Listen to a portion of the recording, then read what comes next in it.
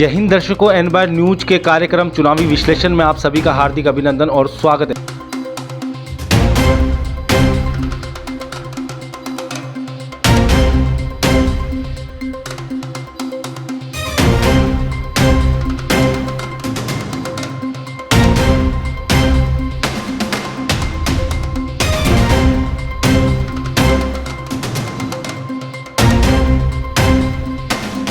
हमारे साथ आज चेयरपर्सन बैठे हैं गुंजन जी शर्मा। गुंजन जी शर्मा, जिस प्रकार से दक्षिण विधानसभा की बात करें तो चुनावी पिक्चर लगभग पूरी क्लियर हो चुकी है। वर्तमान जो विधायक है उनका मुकाबला कांग्रेस प्रत्याशी द्रौपदी कोली से, आप इसको किस नज़रिए से देखते हैं? जय हिंद दर्शकों, मैं आपको बता दूं, यहाँ पर हम हमेशा हमारे कार्यक्रमों में कहते हैं कि अजमेर के अंदर कांग्रेस को हराने के लिए कांग्रेस ही काफ़ी है।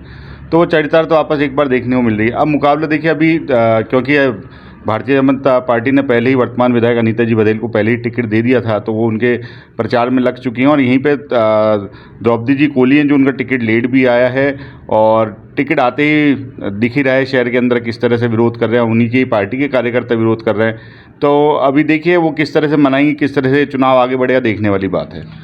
गुंजन जी, क्या आपको लगता है, बात करें दोनों ही पार्टियों की, चाहे वो कांग्रेस हो या भारतीय जनता पार्टी हो, भीतरी घात की संभावना दोनों ही पार्टियों में नजर आ रही है?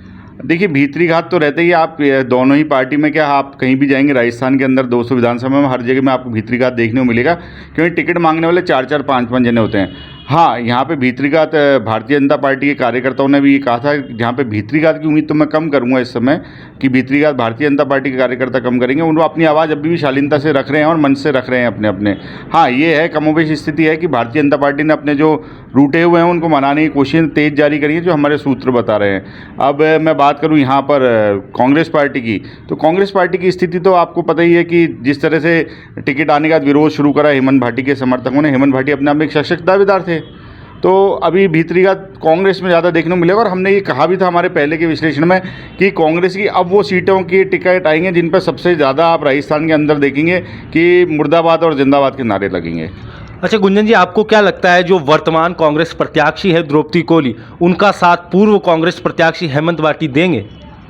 देखिए अभी के परिप्रेक्ष्य में जिस तरह से विरोध प्रदर्शन हो रहे हैं, वो अभी भी उनके लोग कह रहे हैं, मेरे को लगता है अभी के समय में नहीं दे रहे। पर हाँ, हमारे जो सूत्रों ने हमें बताया, जो जयपुर हमारी बात हुई, उनकी दिल्ली भी बात हुई, तो उनका कहना था कि अभी लोगों को, ये कांग्रेस पार्टी के कार्यकर्ताओं को ये समझना पड़ेगा कि अगर द्रौपदी कोली चुनाव हार भी जाती हैं तो उसका इफेक्ट किस तरह से होता है। हमें जब सूत्रों ने बताया, उनका कहना था कि कांग्रेस फिर जो शहर की पोजीशन है, क्योंकि यहाँ पर अभी जिले के अंदर शहर की कार्यकारिणी बनी नहीं हुई है, निवर्तमान अध्यक्ष विजय जैन जी काम कर रहे हैं, तो पूरा एक तरह से स्ट्रक्चर जो हम कहते हैं फाउंडेशन, वो बदलने की कोशिश करेगी कांग्रेस पार्टी, जब अगर यहाँ पे सीटें हारेगी तो। दूसरी बात, उन लोगों का यहाँ तक भी ये भी कहना था कि अगर हेमंत भाटी को ये इस समय सोचना पड़ेगा, क्योंकि वो 5 साल में क्या लेंगे अगर द्रौपदी कोली चुनाव हार जाती हैं, अगर उनका साथ नहीं देते हैं तो वो 5 साल खाली रहेंगे। पर सूत्रों का ये कहना था कि अगर हेमंत भाटी द्रौपदी कोली के साथ लग जाएंगे आज के टाइम में, तो और वो सीटें जीतती और कांग्रेस पार्टी सरकार बनाती, क्योंकि कोई ज़्यादा डिफरेंस नहीं है, 15-20 सीटों का ही चल रहा है, कोई बहुत बड़ा हेरफेर नहीं होने वाला इस समय में। तो सरकार अगर कांग्रेस बनाती है तो हेमंत भाटी को कहीं ना कहीं ऐसा है कि मंत्री पद दिया जा सकता है, और ये मैसेज भी शायद उन तक मेरे ख्याल से कन्वे हो गया होगा या पहुंच चुका होगा। दूसरी बात यहाँ पे कि नेता प्रतिपक्ष की सीट भी खाली होगी, वो भी किस कद्दावर पार्षद को मिलेगी। तो जैसे आप कल मैंने सुना, बात भी हुई हमारे लोगों से कि नरेश सत्यार्थी नेता प्रतिपक्ष रहे हैं पूर्व, वो भी चुनाव लड़ने की कोशिश कर रहे हैं, पर आज बताया गया कि वो नहीं लड़ेंगे।